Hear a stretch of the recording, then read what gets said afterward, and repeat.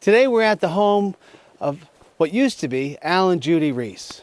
They were longtime residents of Sandgate, and they used to spend their winters in Florida and the summers up here. When I was a kid, I would ride my bike down and do odd jobs all around the place here. Al would always sit in that big old chair he'd have there with his cigar, and Judy would sit right here waving at people as they'd go on by. Judy was one of the sweetest people I ever knew in my life, and till this day, I still think of her.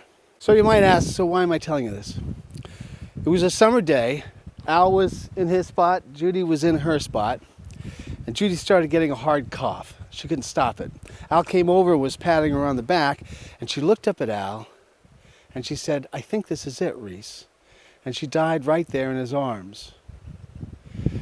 He would say to me later that what was most unsettling of that day was that she had just had her annual physical. She was healthy as a horse, clean bill of health, good to go. And so why am I telling you that? Because some people I know, especially someone near and dear to me, thinks that physicals are a waste of time. Start looking for something, you're going to find something. And if I push on the idea, well, if they know Judy's story, my argument's sort of dead in the water. So today I'm enlisting the help of Dr. Van down at the Battenkill Valley Health Center and see if she can add some words of wisdom to this. So a lot of people don't go to the doctor unless they're feeling sick. The problem with that is that we miss opportunities. So here are some reasons why you might want to come in for a preventive exam or a physical. First off is actually your blood pressure. It sounds really simple, but you don't know when your blood pressure is high. You might not have symptoms for years, but high blood pressure, when it's not treated, can actually lead to a heart attack or a stroke. And so if on your physical we check your blood pressure and it's high, then we can treat it and prevent that heart attack or stroke down the road. Another reason for you to come in and have a physical is for cancer screening. Depending on your age and your risk factors, we might screen you for breast, cervical, or colon cancer. And what we do with these screenings is we pick things up early before they become problems. So you might have a colonoscopy, for example, and instead of needing half your colon taken out, you just need a little polypectomy and then you're done. Now, this one you might not want to hear about, but smoking and quitting smoking is another really important reason to get your annual physical.